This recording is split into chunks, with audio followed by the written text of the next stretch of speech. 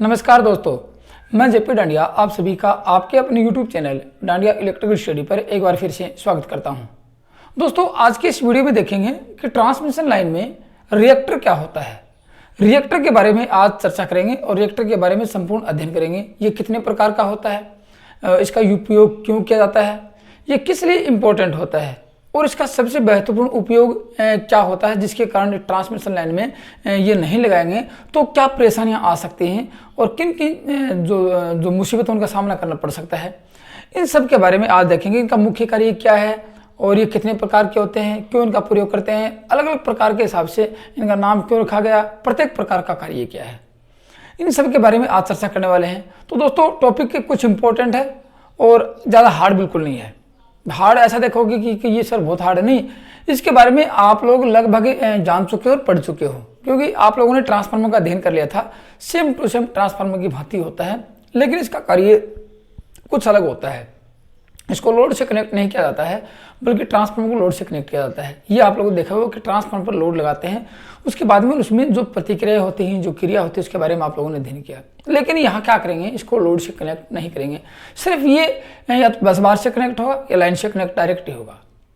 तो फिर इसका कार्य क्या होगा, ठीक है ना। तो लगभग ITI बेस पर तो इतने एक दो क्वेश्चन पूछे भी नहीं गए हैं, लेकिन कभी कभार कुछ हार्ड डीपली एक दो क्वेश्चन मैंने देखा था कि रिएक्टर के बारे में पूछा गया है, बाकी इतना डीपली नहीं पूछा जाता इसके बारे में। तो नॉर्मल तरीके से मैं आपको बता देता हूँ कि इसमें कौन कौन से क्वेश्चन लगभग पूछने की संभावना रहती है और जो कौन सा रिएक्टर वो अधिकतर प्रयोग किया जाता है, इसके बारे में आज मैं पूरा संपूर्ण और चर्चा करने वाला हूँ। तो दोस्तों, वीडियो को पूरा जरूर देखना, क्योंकि पूरा देखोगे तो आपके सामने इस प्रकार की जो कन्फ्यूज वाले क्वेश्चन है वो आपको जरूर मिलेंगे कि ट्रांसफार्मर और रिएक्टर में क्या अंतर है। सेम ट्रांसफार्मर की भांति होता है, लेकिन इसका कार्य कुछ अलग होता है, ऐसा क्यों, ये सब बातें आपको बताने वाला हूं। तो अब देखेंगे कि रिएक्टर के बारे में, ट्रांसफार्मर लाइन में रिएक्टर, ट्रांसमिशन लाइन में रिएक्टर। अब आप लोगों ने एक तो न्यूक्लियर रिएक्टर देखा था, याद होगा आप लोगों का। न्यूक्लियर रिएक्टर जो न्यूक्लियर पावर प्लांट था, वहाँ उसका जो नाभिक विखंडन किया जाता था यूरेनियम का, वहाँ पे एक न्यूक्लियर रिएक्टर था। लेकिन यहाँ रिएक्टर ओनली रिएक्टर है। इसका कार्य क्या हो, देखो आपको बताता हूँ। ये है क्या, सबसे पहले मान लो कि एक प्रकार का इंडक्टिव लोड है। क्या है, इंडक्टिव लोड है, एक प्रकार का इंडक्टिव लोड है, ऐसे मान लो। इंडक्टिव लोड कैसा होता है, जिसके अंदर कॉइलें होती हैं, याद रखना, क्योंकि ट्रांसफार्मर भी क्या है, इंडक्टिव लोड है, मोटर भी क्या है, इंडक्टिव। जहाँ कॉइलें प्रयोग की गई सारे इंडक्टिव लोड है, तो इसके अंदर भी क्या है, कॉइलें तो हैं। तो इंडक्टर ये एक प्रकार का प्रेरक के भार होता है, या फिर ऐसे मान लेते हैं कि ट्रांसफार्मर ही होता है। क्या मान लेंगे, एक प्रकार का ट्रांसफार्मर ही होता है, ठीक है। अब देखो इसका कार्य क्या था। ये इसको रिएक्टर के रूप में, रिएक्टर का रिएक्टेंस प्रतिकारक, एक प्रकार का प्रतिकारक है। किसका प्रतिकारक है, ये आप लोग समझोगे। देखो, मैंने पिछली वीडियो में आपको पढ़ाया था कि फेरेंटी इफेक्ट क्या होता है ट्रांसमिशन लाइन में। आप लोगों ने देखा था कि फेरेंटी इफेक्ट क्या होता है और किसके कारण वो उत्पन्न होता है, क्यों प्रभावित होता है, ये आप लोगों ने देखा था। और इसको रिड्यूस कैसे कर सकते हैं, मैंने पूरी बात बताई थी। तो फेरेंटी इफेक्ट भी क्या था, माना कि यहाँ से ट्रांसमिशन लाइन शुरू किया आप लोगों ने, और यहाँ ट्रांसमिशन लाइन ले गई, माना कि 300, 400, 500, 600, 1000 किलोमीटर ले गए, यहाँ तक पहुँचा दी। यहाँ से आप लोगों ने वोल्टेज पहुँचाया था और यहाँ पहुँचते पहुँचते कहाँ, यहाँ वोल्टेज पहुँचे थे। तो ये वोल्टेज कौन सा आपको मिला और ये आप लोगों ने भेजा, इसको कहते हैं सेंडिंग वोल्टेज, एस वोल्टेज। और इसको रिसीविंग वोल्टेज, जो वोल्टेज आपको प्राप्त हो वो वोल्टेज, ये रिसीविंग वोल्टेज है। तो हमेशा एक प्रवृत्ति होती है, देखो, कि जहाँ से वोल्टेज भेजते हैं तो मिलने वाला वोल्टेज हमेशा कम होता है, लास्ट में जो मिलेगा वो वोल्टेज हमेशा कम होता है। तो ये एक क्यों होता है कि उसके अंदर रेजिस्टेंस होता है, रेजिस्टेंस के कारण इसमें वोल्टेज ड्रॉप होंगे, वोल्टेज ड्रॉप होंगे तो आपको वोल्टेज कम मिलेगा। तो Vs का मान हमेशा अधिक होता था। लेकिन ट्रांसमिशन लाइन में क्या होता है, ऐसा नहीं होता है।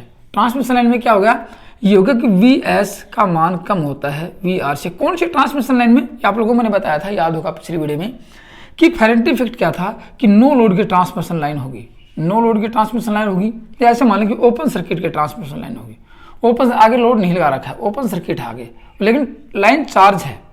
ओपन सर्किट लाइन चार्जिंग में ये क्या होगा कि Vr आपको प्राप्त होने वाला, माना कि यहाँ आप लोगों ने 400 kV का वोल्टेज दिया, तो यहाँ आपको 410 kV मिल सकता है, 420 kV मिल सकता है, इतने वोल्टेज मिल सकते हैं यहाँ पे। ऐसा क्यों, वो था फेरेंटी इफेक्ट। आप लोगों को ध्यान होगा वो क्या था, फेरेंटी इफेक्ट था।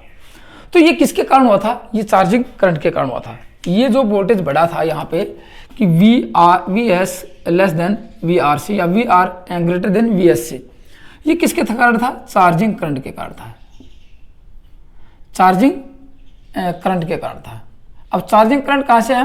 क्योंकि दो लाइन के कनेक्टर है, एक कनेक्टर है, एक तो ये कनेक्टर, एक कनेक्टर, फिर ये टावर के साथ ऐसा कनेक्ट था टावर, तो टावर से और ये इंसुलेटर के बीच में नहीं है, यहाँ भी चार्जिंग उत्पन्न हुआ, कैपेसिटर की भांति हुआ, ये भी एक प्रकार का चार्जिंग कैपेसिटेंस। कैपेसिटेंस यहाँ हुआ डिस्क इंसुलेटर और टावर के साथ हुआ और लाइनों का आपस में कैपेसिटेंस हुआ, जिसके कारण चार्जिंग करंट बढ़ा और आपको वी आर का मान अधिक होला।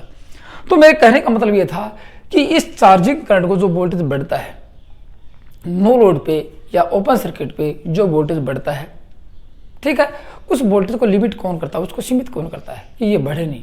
उसको करता है कि वह वोल्टेज जो बढ़ेगा उसको ऑब्जर्व करे, उसको अपने अंदर अवशोषित करे। उस एक इक्विपमेंट की आवश्यकता होती है जिसको कहते हैं रिएक्टर। रिएक्टर क्या करता है? करंट को लिमिट करता है और वोल्टेज को लिमिट करता है। ये रिएक्टर के कार्य है। जैसे किसी से पावर सप्लाई लेनी है, जैसे इस वोल्टेज को बढ़ाना है, यहाँ से इसको दोनों का मान बराबर करना है, इसको बढ़ाना है, इसको कराना है, ये कौन करवाता है? रिएक्टर करवाता है। तो रिएक्टर भी कई प्रकार के थे, जैसे शंट रिएक्टर होता है, सीरीज रिएक्टर होता है, अर्थ न्यूट्रल रिएक्टर होता है, ठीक है ना, डैम्पिंग रिएक्टर होता है, आर्क सस्पेंशन रिएक्टर, मैं आपको नाम लिखवा दूंगा, कोई बात नहीं, ऐसे सभी रिएक्टर होते हैं। तो मेरे कहने का मतलब ये था कि जो वोल्टेज बढ़ा हुआ मिलता है, जो वोल्टेज में एनवेलेंस होता है, उस एनवेलेंस वोल्टेज को रिएक्टर ही कंट्रोल करता है, इसलिए इस रिएक्टर का कार्य हो गया। आपको बताता हूँ, देखो इसके बारे में आगे में क्या होता है रिएक्टर। बाकी बस आपके सामने जो क्वेश्चन आता है उस क्वेश्चन का ज़्यादा डीपली नहीं है, आपको बहुत नॉर्मल क्वेश्चन पूछे जाते हैं। अब देखो और क्या होगा बाद में, ये कहाँ संयोजित होगा? ये सब स्टेशन पर होगा। सब स्टेशन में ग्रिड सब स्टेशन पे होगा। अब कौन सी सब स्टेशन पर होगा ये बताऊंगा। सब स्टेशन में कहाँ होगा? या तो सब स्टेशन में बस बार पे लगा होगा, या फिर बस बार पे नहीं होगा तो कहाँ लगा मिलेगा? लाइन पे, लाइन पर लगा होता है, ये याद रखना। और उसके बाद में लाइन व ग्राउंड के मध्य, लाइन व ग्राउंड के मध्य संयोजित होता है। ऐसा नहीं कि जैसे लाइन व ग्राउंड के मध्य, आपने एक पोटेंशियल ट्रांसफर देखा था, मैंने पढ़ाया था कि पीटी क्या होता है, वो लाइन और ग्राउंड के मध्य कनेक्ट होता है। उसी प्रकार ये होता है, लाइन और अर्थ के मध्य संयुक्त होता है ये। अब होते किस प्रकार के हैं? देखो, ये सिंगल फेस हो सकता है, 3 फेज के लिए 3 फेज हो सकता है, ये सिंगल फेज और 3 फेज दोनों टाइप के होते हैं। ये तो थी बात। अब देखो एक प्रकार के मैंने बताया, ये ट्रांसफार्मर ही होता है। इसकी मैं बताता हूँ ये कैसा होता है। इसकी देखो संरचना की बात करें, ट्रांसफार्मर ही होता है। ऐसे मैंने आपको बताया कि परिणामित्र की भांति होता है। अब परिणामित्र में क्या होता है? देखो एक टैंक होता है, ऊपर कंजर्वेटर टैंक हो, नीचे मेन टैंक होता है, कंजर्वेटर टैंक होता है, बुक्कल जिले होते हैं, बाकी पाइप होते हैं, ब्रीदर होता है। जो आपको लगे कि एक ट्रांसफार्मर में जो इक्विपमेंट है वो सभी इक्विपमेंट यहाँ मिलेंगे। ट्रांसफार्मर के अंदर भी कॉइलें होती हैं तो यहाँ भी कॉइलें हैं, ट्रांसफार्मर के अंदर भी कोर होती हैं तो यहाँ भी कोर होती हैं, क्योंकि वाइंडिंग किस पे लपेटेंगे? कोर पे लपेटेंगे। तो मेरे कहने का मतलब अब यदि इसे रिएक्टर की संरचना देखी जाए, प्रकारवादी बताता हूँ। सबसे पहले इसकी संरचना देखी जाए तो कैसी होती है। इसकी संरचना एक ट्रांसफार्मर की भांति होती है, ठीक है ना। इसकी संरचना लेकिन कुछ बड़ा आकार का होता है। अब लगाते कहाँ है? देखो इसको संयोजित कहाँ करेंगे, किस सब स्टेशन पे संयोजित करेंगे? इसको लिख लो, ये 400 kV से 400 kV या इससे ऊपर, इससे ऊपर 400 kV से ऊपर की बात करेंगे, वहां इसका प्रयोग कर सकते हैं। बाकी 220 पे नहीं करने वाले हैं। 400 kV से 765 kV जो सब स्टेशन आता है वहां प्रयोग कर सकते हैं, या 765 kV की सब जो ट्रांसमिशन लाइन है उसके ऊपर प्रयोग कर सकते हैं, या 400 kV का जो सब स्टेशन है, 400 kV की जो लाइनें हैं वहां इसका प्रयोग कर सकते हैं। इसका कार्य है जो वो आपको वोल्टेज बढ़ा या कम हुआ वोल्टेज या बढ़ा हुआ वोल्टेज उसको लिमिट करना है, मतलब कि वोल्टेज की स्टेबिलिटी प्रदान करना, वोल्टेज की स्थिरता प्रदान करना, इस रिएक्टर का कार्य होता है। ये देख लेते हैं कि लाइन पे कब लोड हट जाता है या लाइन पे कब लोड लगता है। कुछ ऑटोमेटिक होते हैं, कुछ को संयोजित करना पड़ता है, कुछ को बाद में संयोजित करके कुछ को हटा देते हैं। ये पूरे दिन ये मतलब कि उस वोल्टेज को स्टेबिलिटी प्रदान करने के इसका प्रयोग करते हैं। अब देखो ये ट्रांसफार्मर था ना, ये ट्रांसफार्मर की भांति होता है। तो ये कैसा, देखो रिएक्टर की बात कर रहे हैं। रिएक्टर कैसा होता है? रिएक्टर ट्रांसफार्मर की भांति होता है। इसका मतलब इसमें ट्रांसफार्मर के सभी भाग होते हैं, ट्रांसफार्मर के सभी भाग होते हैं। इसके अंदर ट्रांसफार्मर के सभी भाग होंगे और इसकी जो कोर है, कोर की बात, कोर भी होती है, कोर पे क्या था, वाइंडिंग लपेटी होती है। इंडक्टिव लोड नहीं, इंडक्टिव क्या था, एक वाइंडिंग होती है, वाइंडिंग लपेटी होती है। अब कोर किसकी बनी होती है, कोर होती है इसमें CRGOST, इसकी बनी होती है, CRGOST। आपको फुल फॉर्म लिखूंगा कि रिएक्टर की कोर किसकी बनी होती है। इसमें होती है इसका कोल्ड रोल्ड ग्रेन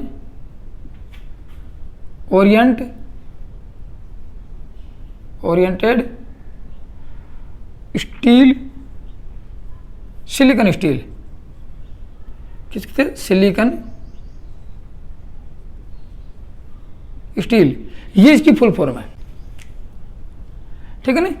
ये एसटी का भी स्टील है, ये कौन सी स्टील है, सिलिकॉन स्टील, इसलिए एसटी लिखा है। Cold rolled grain oriented silicon steel, ये इसकी बनी होती है कोर। अब ये कैसी होती है, देखो ये कोर होती है लेमिनेटेड, लिख लेना, ये कोर होती है लेमिनेटेड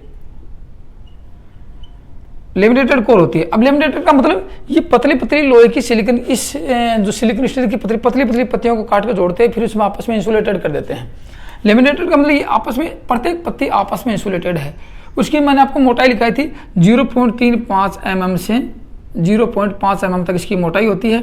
प्रत्येक पत्ती को आपस में जोड़कर नट बोल्ट से रिवेट करके टाइट करके बनाया जाता है, और ये पत्ती लेमिनेटेड होती है। और इसमें ये सिलिकॉन मिलाई जाती है, कि सिलिकॉन, क्योंकि ये सिलिकॉन मिलाने का मुख्य उद्देश्य क्या था, सिलिकॉन मिली होती है इसके अंदर, इसका मुख्य उद्देश्य था। देखो लेमिनेटेड कोर का मुख्य उद्देश्य है भंवरदार हानि के मान को कम करना, भंवरदार हानि के मान को कम करना, ये आप लोगों ने देखा था। और सिलिकॉन मिलाने का मुख्य उद्देश्य था हिस्टेरिसिस हानि के मान को कम करना,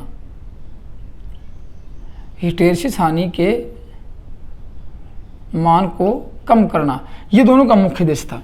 अब देखो ये कैसी होती है, इसमें जो कोर की, ये तो थी कोर की जो संरचना है, उसमें ये था। अब कोर के आकार कैसा होता है, सेल टाइप की कोर होती है इसके अंदर। कैसी होती है, कोर होती है सेल टाइप की। अब सेल टाइप की कोर का मतलब ये होता है कि कोर की जो भुजाओं के अंदर वाइंडिंग रखी जाती है। सेल टाइप को दिखाता हूँ कैसी होती है। देखो सेल टाइप इस प्रकार की कोर होती हैं, जैसे ये ट्रांसफर की बारी है और यहाँ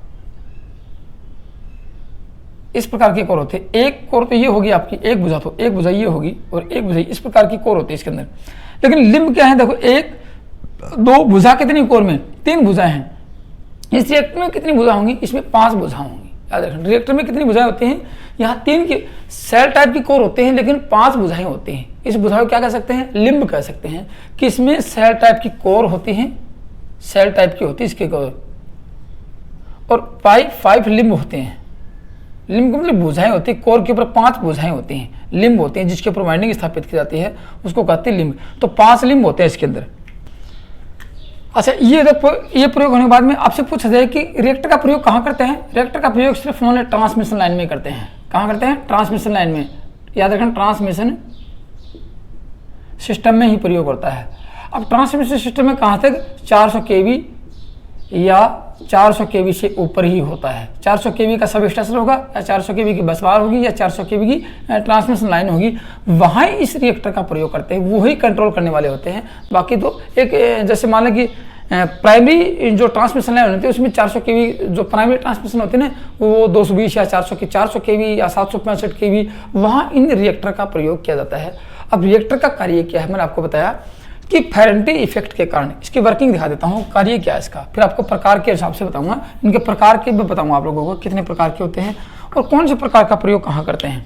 देखो इसका कार्य क्या है, वर्क क्या है इसका, वर्क की बात करें, ठीक है ना, कार्य की बात करें।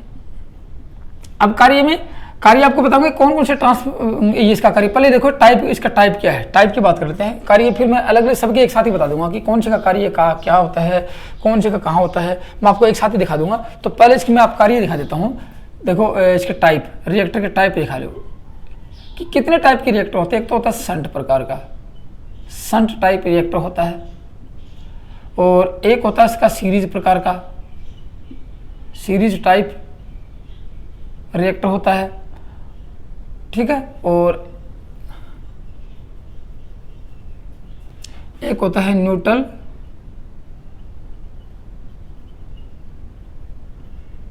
अर्थ टाइप रिएक्टर होता है। एक होता है आर्क सस्पेंशन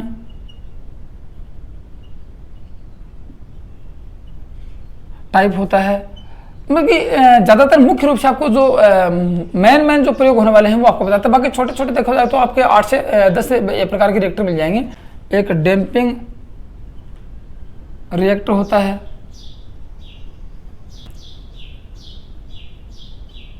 अर्थ ट्रांसफार्मर रिएक्टर होता है, अर्थ ट्रांसफार्मर रिएक्टर होता है,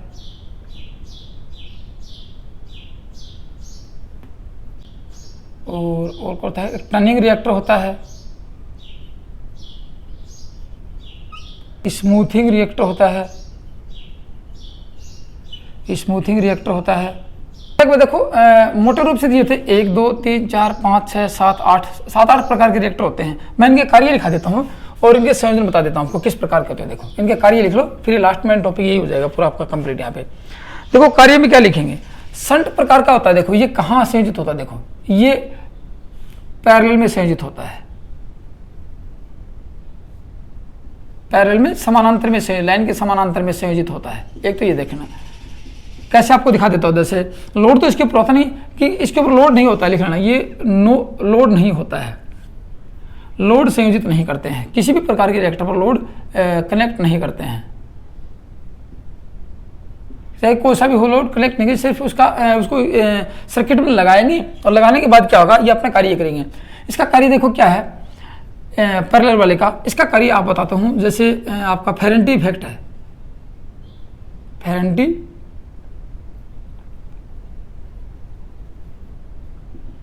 फेरेंटी इफेक्ट क्या होता है, उसके कारण क्या होगा, Vs लेस देन VR से होगा। तो ये जो बढ़ा हुआ वोल्टेज मिलता है उसको अब्जॉर्ब करता है। ये क्या करता है, ये अपना फेरेंटी इफेक्ट क्या करता है, ये रिएक्टिव पावर देता है आपको। क्या करता है, रिएक्टिव पावर देता है। रिएक्टिव पावर किसके रूप में, कैपेसिटेंस के रूप में देता है। कैपेसिटेंस के रूप में क्यों देता है, चार्जिंग करंट के कारण देता है। चार्जिंग करंट के कारण देगा, कैपेसिटेंस लाइन कैपेसिटेंस में चार्जिंग करंट के कारण देगा, रिएक्टिव पावर देगा। उस रिएक्टिव पावर को अवशोषित करने वाला कौन सा होता है, इंडक्टिव होता है। तो ये एक प्रकार की क्या थी, इंडक्टिव कॉइल थी। मैंने आपको ये क्या इंडक्टिव कॉइल, तो ये क्या करता है, रिएक्टिव पावर को अब्जॉर्ब करता है। लिखना ये फेरेंटी इफेक्ट की रिएक्टिव पावर को अब्जॉर्ब करता है, जिसके कारण क्या होगा, वोल्टेज को स्टेबल करता है, वोल्टेज को स्थिर करता है, स्टेबल करता है। ये इसका मुख्य कार्य रहेगा। कहाँ लगाया जाएगा, समानांतर में संयोजित किया जाएगा, इसके ऊपर लोड संयोजित नहीं होगा। ये तो इसका मुख्य कार्य कि वोल्टेज को स्टेबल करना। दूसरा आपके पास आता है, ये आता है सीरीज की बात करते हैं। ये क्या करता है, जैसे बहुत हाई करंट चला जाता है जिससे ट्रांसफार्मर को खतरा होने की संभावना रहती है, तो हाई करंट को ये लिमिट करता है, हाई करंट को सीमित करता है। तो ये क्या करेगा, हाई करंट को सीमित करता है। कौन सा, ये, और ये कहाँ संयोजित होगा, ये सीरीज में संयोजित होता है। लिखना ये सीरीज में लगाया जाता है, हाई करंट को सीमित करता है, अर्थात शॉर्ट सर्किट के कारण, शॉर्ट सर्किट करंट को, शॉर्ट सर्किट करंट को सीमित करता है, सीमित करता है। एक ये देख लेना इसके बारे में। फिर न्यूट्रल अर्थ की बात करते हैं, ये कहाँ प्रयोग करते हैं। देखो मैं सबके नाम लिखा देता हूँ कि कहाँ कहाँ इनका प्रयोग करते हैं। देखो ये क्या करता है, जैसे लीकेज करंट होता है, इसका कार्य है कौन से का, न्यूट्रल वाले का कार्य है। मैं आपको यहाँ मिटा के लिखा देता हूँ सबके अलग अलग कार्य।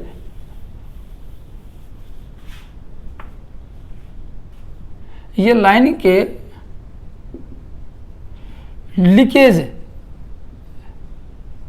न्यूट्रल लीकेज करते हो, लाइन के न्यूट्रल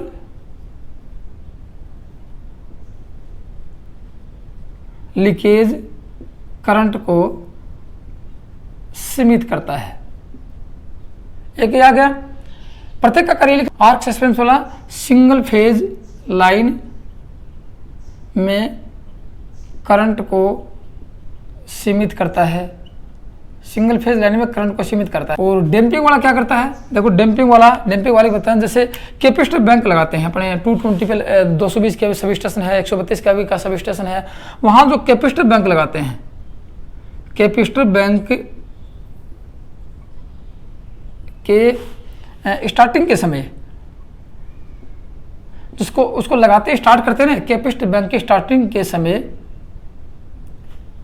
हाई करंट को लिमिट करना, ये किसका है, डैम्पिंग रिएक्टर का कार्य है। ठीक है। अब देखो इसमें ये जो शंट रिएक्टर आता है ना, शंट रिएक्टर का कार्य मैंने आपको वोल्टेज को लिमिट करना, वोल्टेज को कम करना है। जैसे वोल्टेज ज़्यादा आ गया, वोल्टेज को अपने को इसको कम कर लेगा, और जो वोल्टेज अधिक चलाएगा उसको, क्योंकि जो रिएक्टिव पावर आती है ना उसको ये मतलब कि लिमिट करता है। वोल्टेज को लिमिट करना ही एक पावर का डिलीवर्ड होता है, कि पावर देनी है, या जैसे रिंग में सिस्टम जुड़ा होता है ना, वहाँ शंट रिएक्टर का प्रयोग करते हैं कि पावर लेनी है या पावर देनी है, सप्लाई लेनी है या देनी है, कितनी सप्लाई मतलब यहाँ से आती है। तो वो एक वोल्टेज पे डिपेंड करता है। वोल्टेज कौन कंट्रोल करता है? ये शंट रिएक्टर कंट्रोल करता है। बाकी तो करंट के लगभग आपने देखा ना कि ये इसको करंट को लिमिट करता है, ये इसके सब लगभग करंट को लिमिट करते हैं, ठीक है।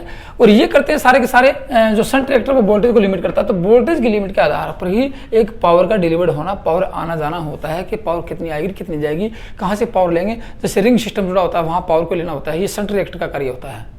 और एक ये आता है देखो अर्थ ट्रांसफार्मर रिएक्टर आता है। ये क्या करता है? डेल्टा जो संयोजन होता है, डेल्टा कनेक्शन में न्यूट्रल प्रदान करता है, न्यूट्रल प्रदान करता है, ये करता है यहाँ पे। और ये टर्निंग जो रिएक्टर होते हैं, ये होते हैं जैसे वेब ट्रैप होता है, जैसे कम्युनिकेशन होता है, कम्युनिकेशन के लिए टर्निंग रिएक्टर का प्रयोग करते हैं। कम्युनिकेशन के मान लो कम्युनिकेशन के जैसे जो भी पावर लाइन का जो कम्युनिकेशन होता है, कम्युनिकेशन करने के लिए टर्निंग रिएक्टर का प्रयोग करते हैं। तो इनका मुख्य उपयोग है कि किसी न किसी राशि को कंट्रोल करना, जैसे वोल्टेज को लिमिट करना, धारा को लिमिट करना, या फिर किस धारा की जैसे ग्राउंड में लीकेज धारा चली जाती है उसको लिमिट करना, या कैपेसिटर बैंक की धारा को लिमिट करना, या कैपेसिटेंस के कारण वोल्टेज का कम होना वहाँ उसको लिमिट करना, वोल्टेज को बढ़ाना वहाँ इसका लिमिट करना। सब के सब कौन कंट्रोल करते हैं? रिएक्टर ही कंट्रोल करते हैं। इसका मतलब कि ये ट्रांसमिशन लाइन के 400 केवी या 400 केवी से ऊपर के सब स्टेशन या ऊपर के जो बस बार हैं या ऊपर के लाइन हैं वहाँ इनका प्रयोग करते हैं। तो दोस्तों ये तो थे आपके ट्रांसमिशन लाइन में रिएक्टर के मुख्य कार्य। तो आज की वीडियो में इतना था। थैंक यू, धन्यवाद।